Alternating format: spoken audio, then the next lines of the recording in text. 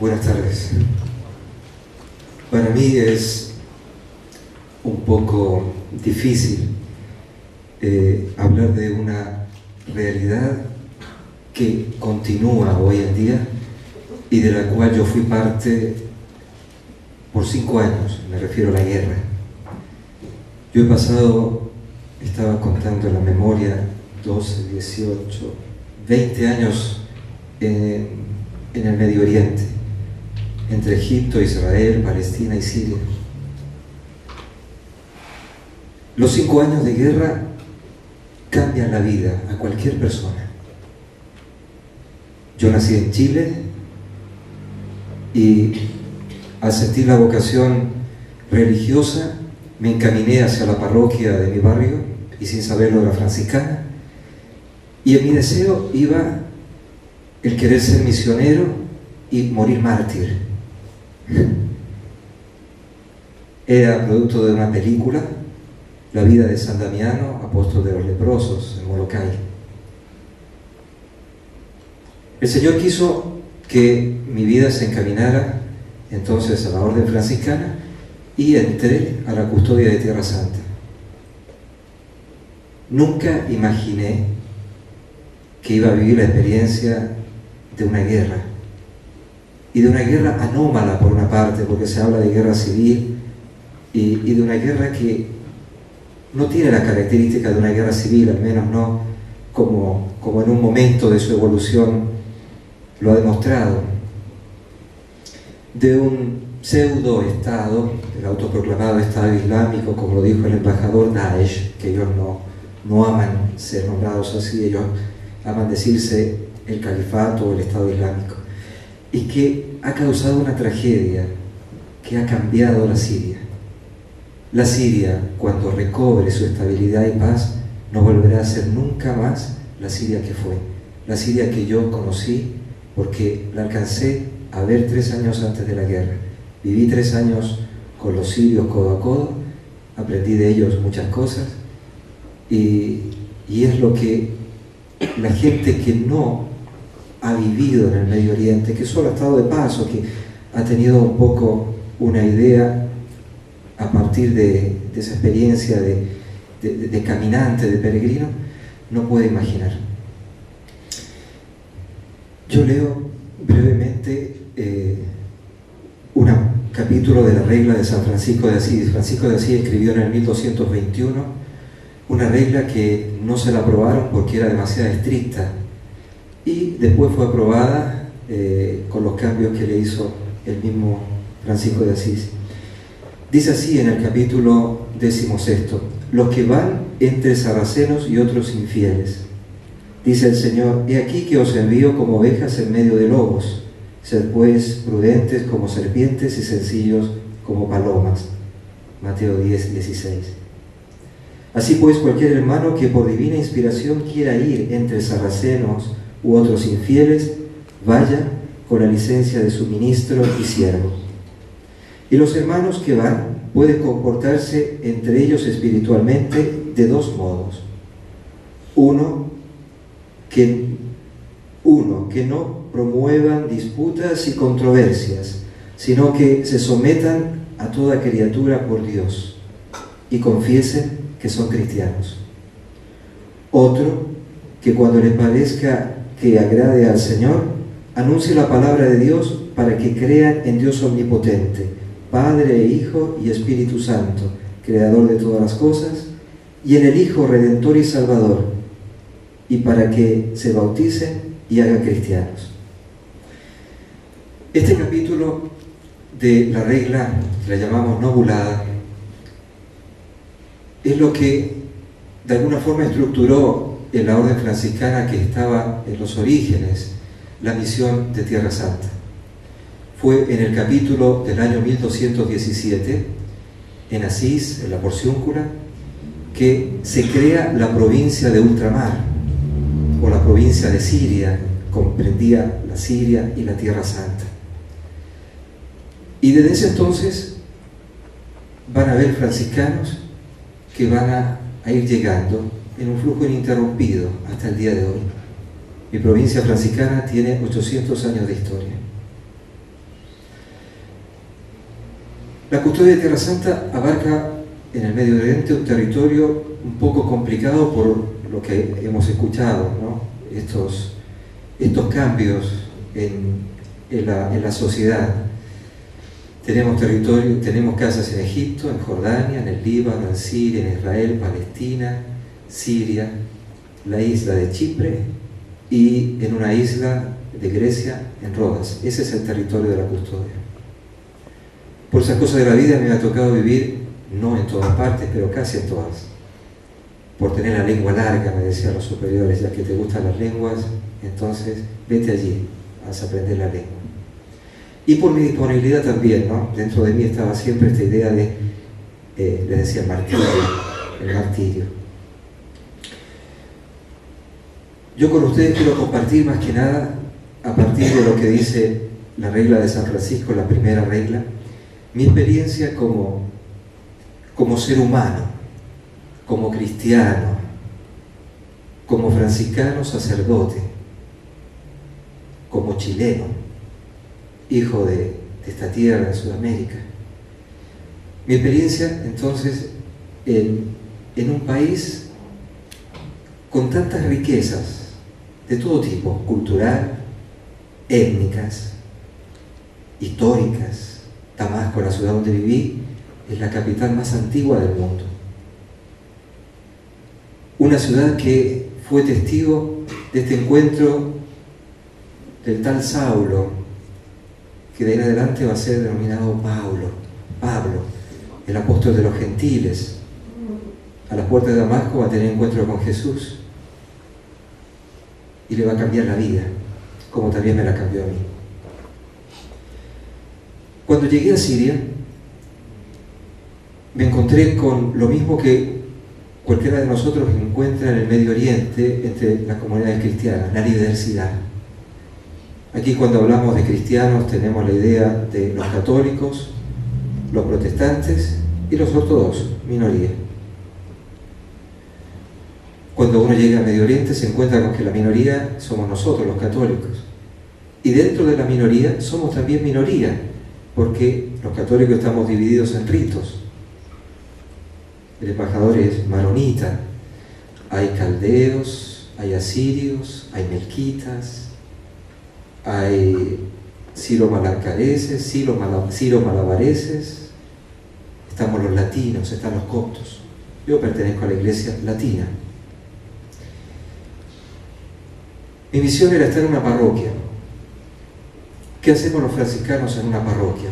Lo que se hace en una parroquia de acá, con todas las actividades de tipo de catequesis, también culturales, porque enseñábamos, o al menos yo me dedicaba un poco a eso, a enseñar italiano y un poco de inglés, y actividades de tipo social, ayudar a la gente.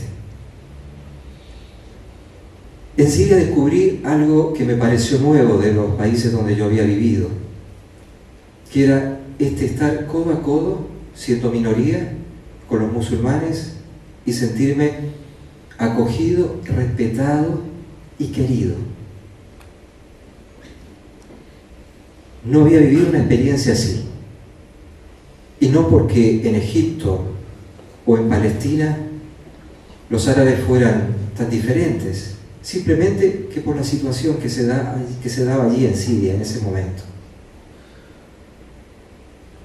Recuerdo muchos episodios que fueron haciendo que me encantara con la Siria.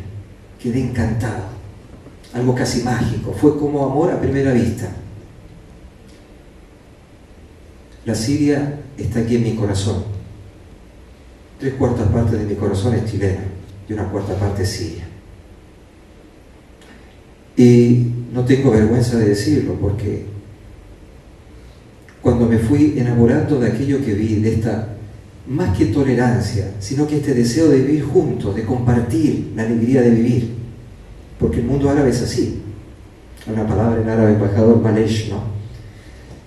¿Qué importa? Malesh, se cayó, malesh, lo levantamos, se rompió, malesh, compramos otro de nuevo, no importa. Mientras en Occidente, en otros lugares del mundo, nos hacemos tantos problemas por algo,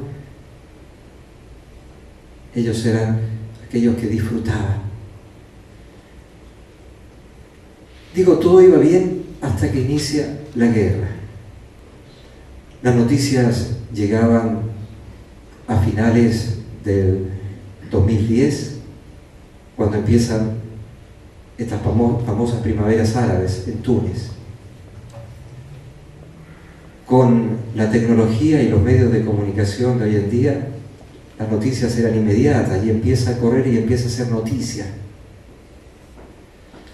No voy a hablar de la situación política de Siria, pero puedo decir que, si bien es cierto, había respeto, inclusión y en un cierto sentido tolerancia por el hecho de que éramos minoría ante una gran mayoría musulmana, pero no así nuestro campo de acción pastoral es limitado solo a los cristianos, ¿no? Es imposible en Siria la conversión de un musulmán al cristianismo. Y eso en cierta forma pesaba, porque yo, siendo chileno, viviendo allí en Siria, llamaba la atención de los jóvenes ver un religioso más joven, sin barba en ese tiempo, con más pelo.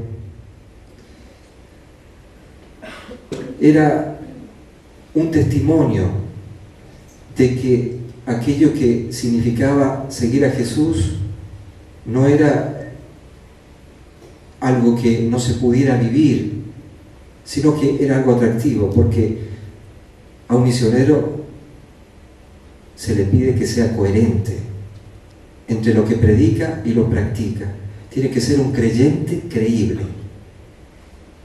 Si deja de ser creíble, por más que diga creo en Dios, no va a mover corazones.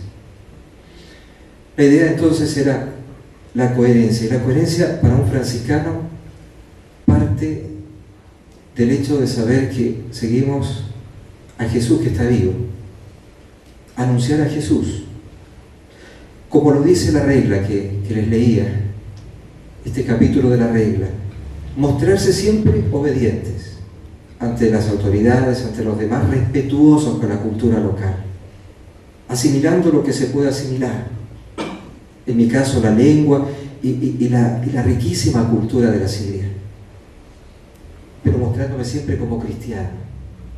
Si no llevaba el hábito puesto, si iba de civil, siempre con mi cruz, nunca ocultando mi identidad. Y eso demostrarlo con la sencillez con la que una persona puede vivir su vida sin tener que hacer cátedra de lo que cree, simplemente viviendo lo que el Evangelio pide, confiando en Dios, amando a Dios, al prójimo y a uno mismo, haciendo a los demás lo que queremos que los demás nos hagan a nosotros. Bueno, empieza entonces esta primavera árabe y empieza la sociedad siria a un poco tambalear. Y lo veo, o lo vi en la parroquia, cuando la gente dice: ¿y ahora qué nos va a pasar? Porque en Siria los cristianos se sentían protegidos por el gobierno. Si el gobierno caía, los cristianos iban a ser perseguidos. El temor era a no perder la protección del gobierno. A mi juicio, y esto es muy personal, el error estuvo en que faltó el diálogo del inicio. Porque mientras el conflicto era interno, mientras eran sirios que reclamaban más libertad, trabajo, stop a la corrupción, se podía dialogar. Pero después, cuando se infiltran los extranjeros y los intereses de las potencias, etcétera, etcétera, y se crea este negocio de las armas, ya no se podía parar. Bueno, la gente tiene este temor: ¿y ahora qué va a pasar? No tardó mucho tiempo la respuesta, porque poco tiempo después, en marzo del 2011, estalla la revuelta en Siria. en Daria, al sur, en una ciudad. Unos jóvenes adolescentes pintan una consigna con el presidente Assad. Inmediatamente vienen detenidos, torturados, y empieza la revuelta de la gente, que se empezó a extender. En poco tiempo se extendió por toda Siria. Cuando llegó a Damasco, perdimos y vimos perdiendo con tristeza, ¿no?, aquello que era la confianza en el otro. Es tremendo, es terrible la vida vivir desconfiando del que tengo a mi lado, del que va adelante o del que va atrás.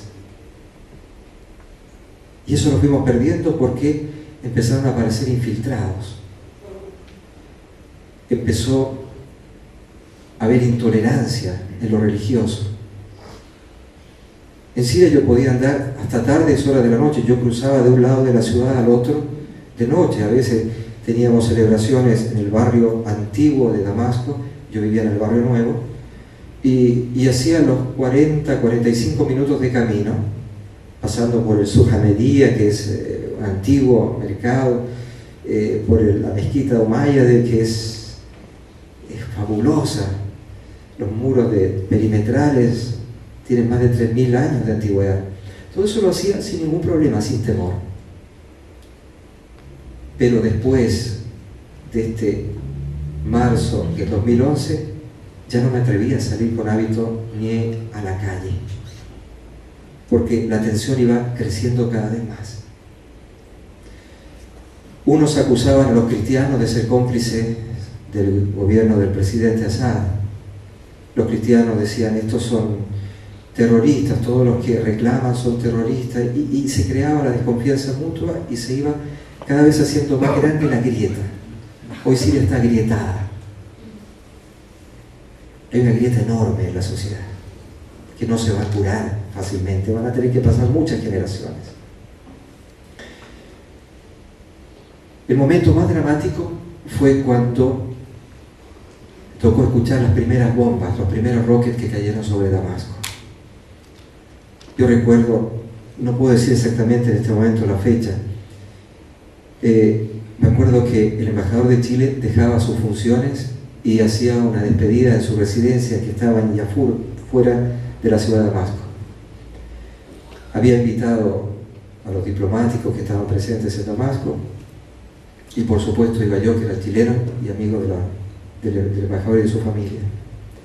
En la mañana hubo un atentado y le quitaron la vida muy cerca del convento nuestro a un ministro del gobierno de Assad. Y la ciudad se paralizó, porque se sentían incursiones de helicópteros, etc. El embajador dice que no va a cancelar lo que ya estaba previsto, así es que fuimos un grupito pequeño.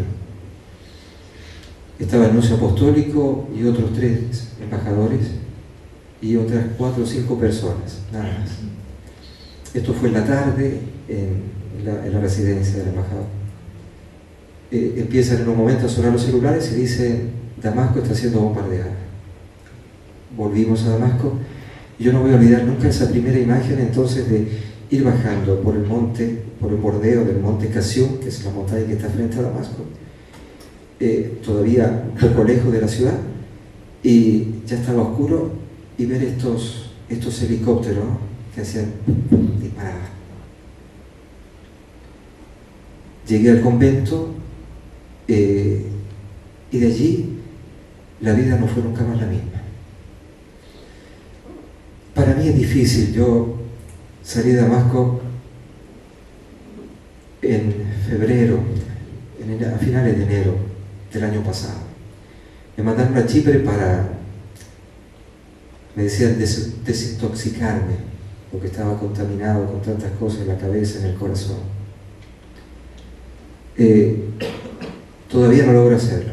Ahora estoy hablando y me vienen las imágenes y me conmuevo, porque no son imágenes vistas a través de la pantalla de una televisión, no son escuchadas por la radio ni leídas en el diario o en internet. Son, como diría el evangelista Juan, lo que hemos visto y oído, eso es lo que testimoniamos. Lo que he visto, oído, lo que he vivido, es lo que testimonio. un pueblo masacrado. Digo, la guerra comenzó tal vez por aspiraciones legítimas, esto para corrupción, más posibilidades de trabajo, más posibilidades de tener un futuro mejor a los jóvenes. Poblaciones de los países árabes son mayoritariamente jóvenes. La falta de libertad, el no poder ser oposición, etc. Todas aspiraciones legítimas. Pero el problema es cuando entra el extremismo y que usa la religión y que divide hermanos contra hermanos y que en el nombre de Dios se masacre a la gente. Argentina está a miles de kilómetros de donde está ocurriendo eso. No podemos hacer nada directamente. Lo que sí podemos hacer es no ser indiferentes, porque el mundo es nuestra casa. Cuando se habla de tercer mundo, primer mundo, hoy en día es casi absurdo y ridículo, porque gracias a la tecnología nos podemos comunicar rápidamente en tiempo real y podemos viajar y estar en un día en un lugar y en otro día en otro lugar. Es nuestra casa. Y esta casa, con distintas habitaciones que podrían ser los países, es donde no tenemos más seguridad, porque lo que está pasando allá nos repercute también a nosotros. Basta pensar el que viaja, la medida de seguridad que tiene que afrontar. ¿Por qué? Por el creciente temor del terrorismo. Económicamente también tiene su peso. Y socialmente, con este flujo de migraciones que es inmenso, la cantidad de gente que ha salido de Siria y que busca refugio. Yo he visto a la gente, los desplazados al interior de Siria, los que huían del norte hacia el sur, los que llegaron a la ciudad de Damasco. Yo sé lo que es caminar por la calle y tener que compartir lo que había comprado, que era para el convento, pero tener que compartirlo porque no podía pasar indiferente ante gente que no tenía nada y que no iban a estar allí un día, 2 días, porque ya lo habían perdido todo. Gente que vaga errando sin saber hacia dónde va. Familias con numerosos niños. Todo eso, flujo migratorio, yo no sé aquí en la Argentina, pero esta mañana leía en un diario chileno que entre octubre y noviembre van a llegar unas cuantas familias de sirios refugiados a Chile. Es decir, esto está envolviendo a nuestra casa, este problema, la indiferencia. ¿Cómo se puede vencer? Primero conociendo, no teniendo temor al diálogo. Para conocer, primero hay que conocer su propia identidad. Si yo no fuera consciente de mi identidad de cristiano, de sacerdote, no podría dialogar con el otro que no es cristiano.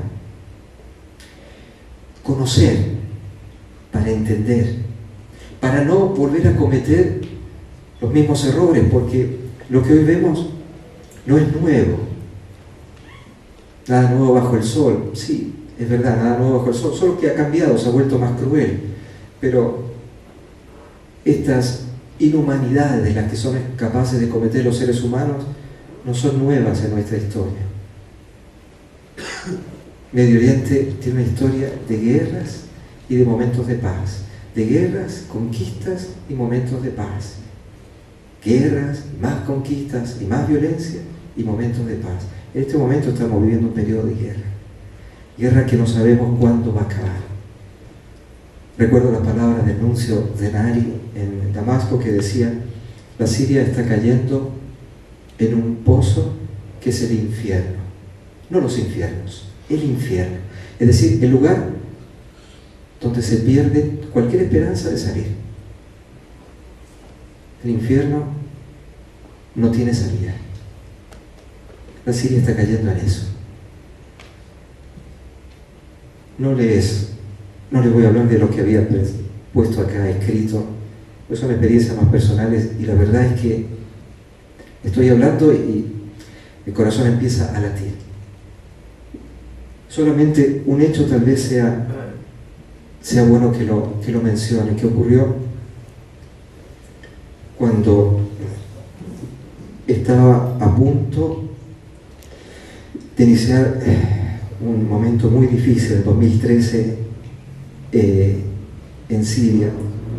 Se acusó al gobierno de haber utilizado armas químicas. Esto fue en agosto, el 21 de agosto del 2013. El Papa Francisco invitó en septiembre de ese año a una vigilia para rezar por la paz en el mundo y particularmente en Siria. Yo estaba en Damasco, era un sábado por la tarde y seguía la directa desde Roma. Y ustedes no se imaginan lo que era estar delante de la televisión, ver al Papa, ver a la gente que rezaba y sentir ráfagas de metralletas y 2 rockets que cayeron al lado del convento, en ese mismo momento. Por un momento la transmisión se cortó. El miedo que se experimenta,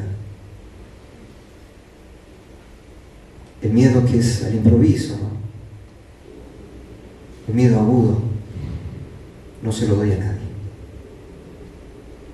La inseguridad, el no saber qué va a pasar, no mañana ni pasado, sino que dentro de poco. Yo he visto cadáveres mutilados. Sé lo que es el hambre y el frío. Sé lo que es estar por un tiempo privado de libertad.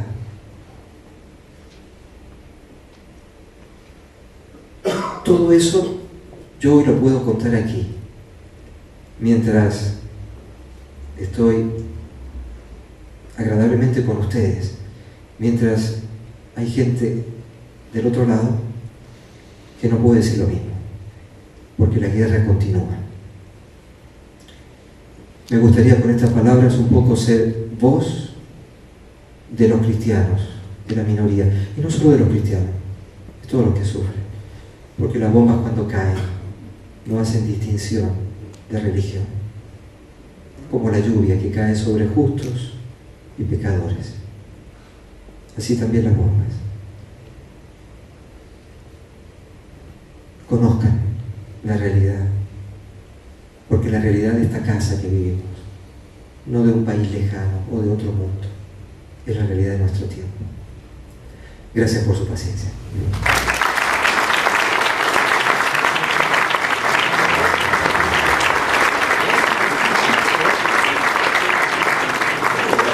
Bueno, muchas gracias a los 3 expositores. Quedamos abiertos a un ciclo de preguntas. Una pregunta para usted, embajador, y también para el padre. Usted hizo referencia a la crisis que se suscitó en su país en el año 75. Me gustaría una brevísima recordación para el público de lo que esto aconteció. ¿Cómo fue que a partir de esa crisis tan terrible, con invasiones y con una guerra tan violenta, luego pudieron reconstruir la paz y tener hoy una nación en orden? Y ahora misma usted hizo una reflexión sobre que esto era muy difícil que aconteciera en Siria. Me gustarían las reflexiones de los dos sobre ese punto. Bueno, en el año 75, cuando empezó en el Líbano, fue muy claro para mí, a lo menos, porque yo, padre, es una confesión, yo también cargué armas en el año 75-76, porque era cuestión de defender también a los cristianos ahí, porque nos sentimos que, bueno, había la presencia palestina que estaba ahí y empezaron como, en lugar de luchar contra Israel para recuperar su territorio, pensaron que podían recuperar el Líbano y el camino de Palestina pasaba por Beirut, por Trípoli, por Sidón. Eso es lo que decían ellos. O sea, hay que Entonces ahí donde una mayoría cristiana dijo, no, aquí señores vamos a... Y así empezó como una guerra civil, porque los musulmanes del Líbano tomaron la parte con los palestinos, ¿no? Y nosotros como cristianos ahí nos enfrentamos.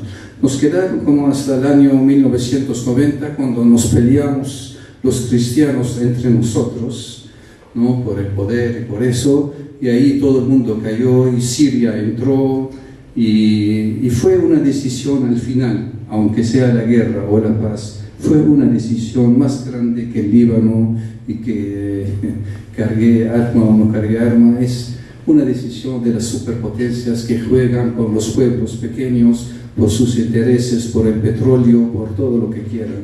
O sea, se paró la guerra en el Líbano por una decisión de Estados Unidos y Rusia, tomando una decisión que Siria debe salir del Líbano, después que estaba así. De un día a otro, y la gente, cristianos y musulmanes y otros, ya cuando salieron, todos se saludaron y se besaron y ya se acabó Entonces, esa es una parte de nuestra historia y cómo pasó desde el año 75.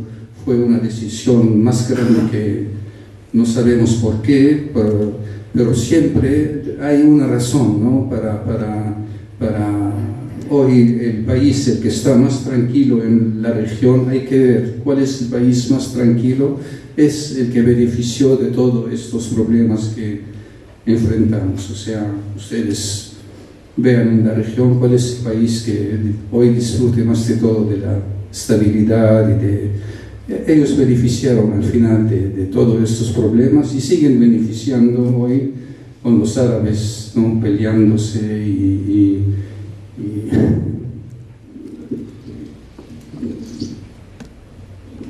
La verdad es que no entendí muy bien la pregunta. Mi pregunta es, uno de los dos, no sé si usted también, el embajador antes, dijo que lo que acontecía en Siria no iba a poder revertirse nunca, porque lo que había sucedido era para siempre, era una catástrofe sin salida. Y yo le recordé al embajador que algo parecido tal vez sucedió en el Líbano, y ellos más o menos, con las explicaciones que acabo de darnos, lo resolvieron. Mi pregunta es, ¿lo de Siria no tiene arreglo nunca? Me gustaría tener respuesta para eso. A ver, para que el conflicto en Siria termine, tiene que acabar el tráfico de armas. Tiene que haber disponibilidad de diálogo real y tiene que haber interés de parte de la comunidad internacional para que eso suceda. Eso significa facilitar realmente que esto ocurra. El tráfico de armas enriquece a muchos. Mientras haya armas, se va a seguir la guerra. Y yo eso lo digo porque cada vez que estábamos en Damasco y de repente venían estas cantidades de bombas, a veces en un día eran 60, 70 bombas. O sea, ¿quién paga todo eso? ¿De dónde se saca el dinero? ¿Quién lo vende? ¿Cómo se logra meter eso a Siria? ¿Del norte? ¿De dónde? Mientras exista eso, va a seguir. Después, el diálogo. Hoy hay muchos interlocutores. Yo decía en un principio era posible, ahora hay muchos interlocutores. Porque está este Daesh, que no son sirios. Hay algunos sirios, pero hay gente que ha venido de distintos lugares. Está Al-Nusra. Hay otros grupos también extremistas. Es decir, y dentro de la misma, digamos, sociedad que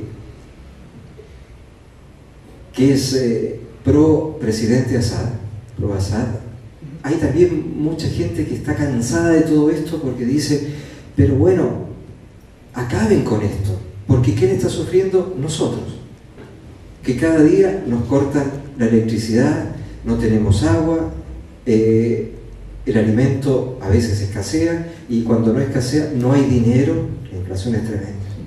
Mientras no ocurra eso, no va a acabar. Y cuando ocurra, inshallah, ¿no? Cuando ocurra, el problema va a ser retejer lo que se ha roto. La confianza cuando se pierde. Yo solamente le digo esto. Un amigo, alawita, era mi dentista. Él vivía en las afueras de Damasco y venía a trabajar a Damasco.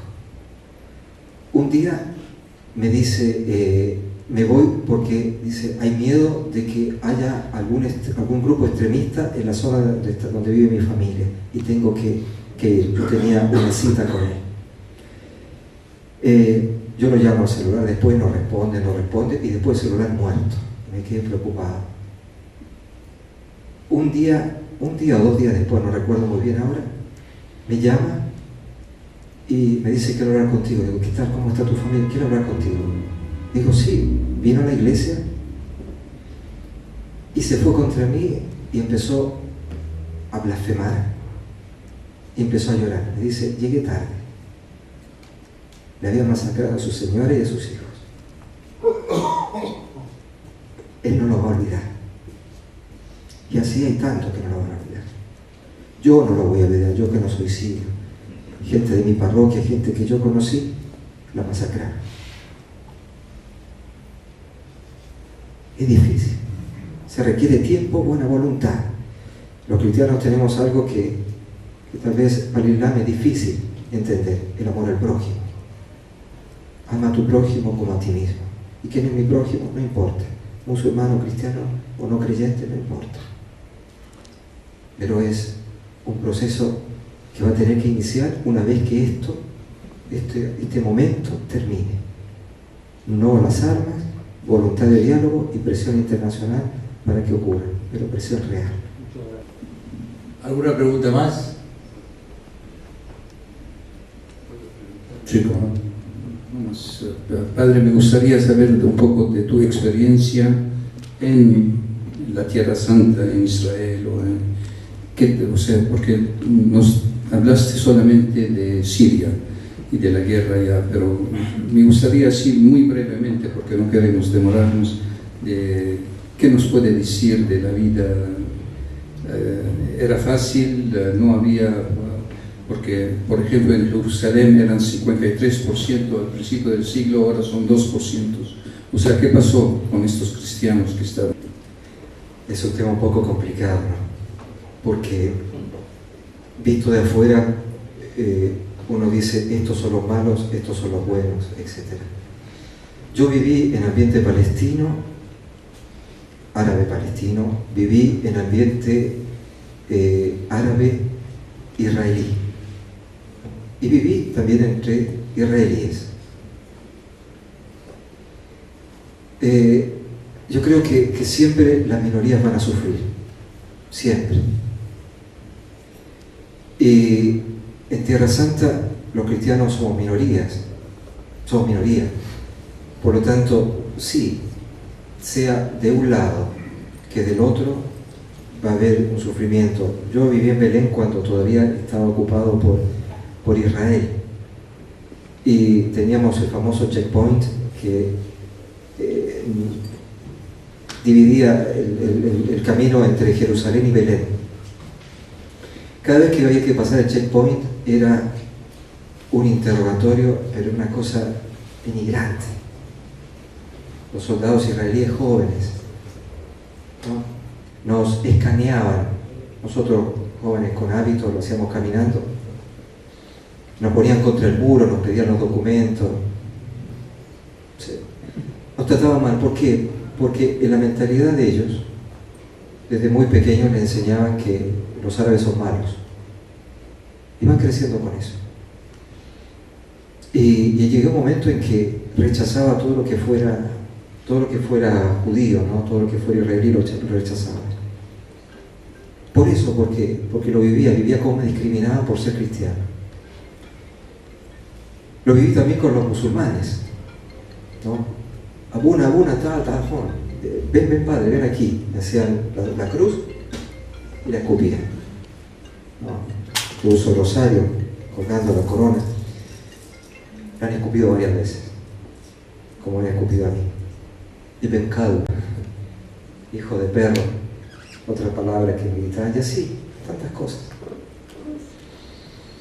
Ahora, yo creo que el respeto se gana, y eso fue mi experiencia en Tierra Santa, se gana mostrándose, primero que nada, auténtico, ¿no? Yo no tenía intereses de ningún tipo. Yo soy religioso, voy allí porque tenía que estudiar y después tenía que servir la iglesia, etcétera, etcétera. Y entonces, ni un lado ni otro. Tenía amigos y tengo amigos que son judíos y que son musulmanes, y buenos amigos. Tengo amigos que son ateos y amigos que son ultra religiosos. Amigos, conocidos, pero gente con la que he dialogado y que con eso he logrado el respeto. Ahora, para los cristianos locales es otra historia, porque yo soy extranjero, yo puedo moverme y salir, pero el que vive allí, el que no tiene la posibilidad que tengo yo, que cada 3, 4 años me envíen a un lugar distinto, el que tiene que estar toda su vida ahí, ciertamente que resulta difícil, porque si a uno le enseña a odiar al otro, va creciendo con ese odio, y se van a crear estos tan invisibles, pero que están, y que van a impedir el diálogo. Tanto es así que mucha gente que yo conocí en Tel Aviv, en el tiempo que estuve allí, 6 años, nunca quiso poner pie en Jerusalén, porque estaban los árabes. Nunca quisieron poner pie en Jerusalén. Como había también palestinos que les gustaba la idea de ir a Tel Aviv al mar, a la playa, pero no se atrevían porque los judíos le podían hacer daño, porque los iban a marginar, porque los iban a detener, como suele suceder con controlar los documentos, y porque eran palestinos, un maltrato. Yo creo que somos los adultos los que tenemos que dar un ejemplo de tolerancia, de respeto, de pensar que todos los seres humanos, la dignidad que tenemos es que somos imagen y semejanza del Creador, ni más ni menos. Más quería destacar yo que si se resuelve el problema palestino-israelí de una manera u otra, esto hace descansar mucho a nuestra región, para que ahí es donde empezó todo el problema. Hay que encontrar una solución de los dos estados, Israel y Palestina, para que la región descanse. Si verdaderamente quieren las superpotencias y ustedes y todos, siempre hay que obrar para que hagan dos estados, Israel y Palestina, y que acabamos con este problema.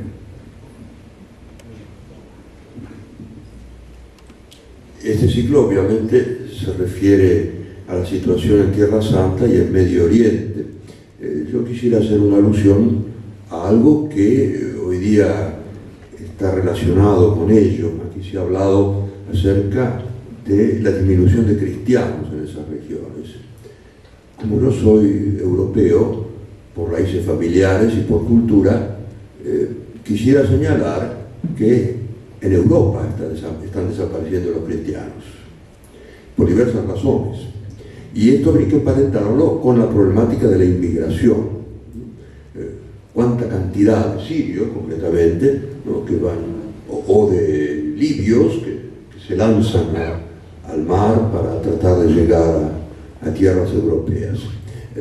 Pero el problema de la disminución de los cristianos y de la apertura, por tanto, de la Iglesia en Europa, tiene razones profundas y que vienen de lejos. Algunas son muy elementales. Primero, los europeos no tienen hijos, no han tenido hijos. Cuando el Papa Pablo VI, va a ser 50 años el año próximo, publicó la encíclica Humanae Vitae Tradidendi, muchos en la Iglesia no la aceptaron. Conferencias episcopales europeas enteras se manifestaron en contra. Ustedes recordarán que aquella encíclica se refería a la inmoralidad del uso de anticonceptivos artificiales. Fíjense ustedes qué curioso, ¿no? China, que tenía la política del hijo único, ahora dice que hay que tener 2. En Europa esto es una cuestión cultural ya. Los europeos no tienen hijos. Eso me parece que es una base natural de la desaparición del cristianismo en Europa.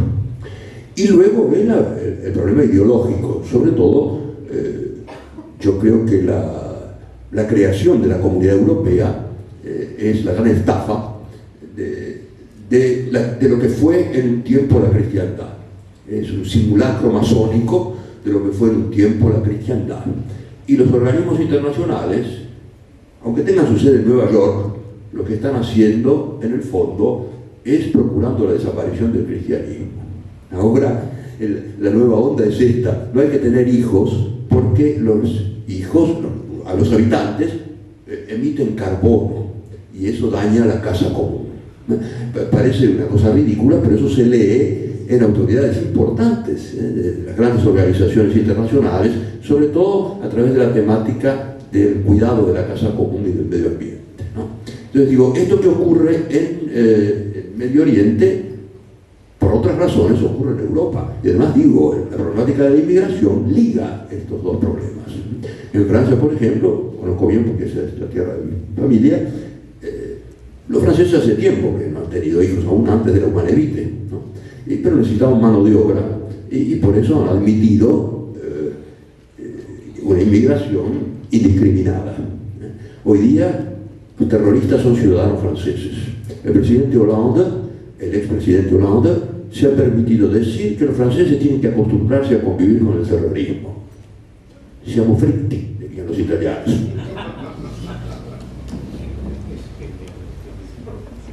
Bueno, no habiendo más preguntas, creo que vamos a cerrar esto diciendo que creo que el objetivo que nos habíamos autoimpuesto ha sido alcanzado fundamentalmente a través de las exposiciones brillantes de los tres expositores, como asimismo de las pocas preguntas, pero que llevaron a reflexiones, consideraciones, han hecho correr un poco más el velo.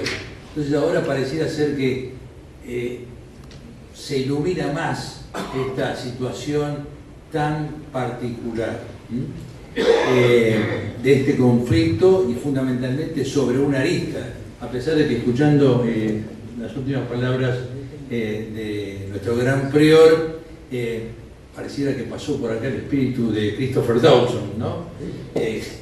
Bueno, si bien las incógnitas entonces sobre esta triste situación de tantos hermanos en la fe sigue siendo difícil e incierta, debida a, bueno, a múltiples causas, ¿no? Como algunas de ellas se han esbozado acá, en donde encontramos temas vinculados a los fundamentalismos, a actitudes políticas, intereses y demás, pero bueno, no nos apuremos, quedan aún 3 sesiones más, donde inclusive, Monseñor, vamos a escuchar al agregado militar francés y su visión sobre los franceses en este caso. Bueno, Juan Francisco. Bueno, agradecemos mucho la presencia de todos y como soy docente y las vueltas de la vida han hecho que vuelva a esta universidad como docente, me permito a los futuros colegas recordar aquello que se aduce a Aristóteles, ¿no? Que no hay que tener miedo a preguntar. La pregunta es un signo de inteligencia. Bueno, muchas gracias.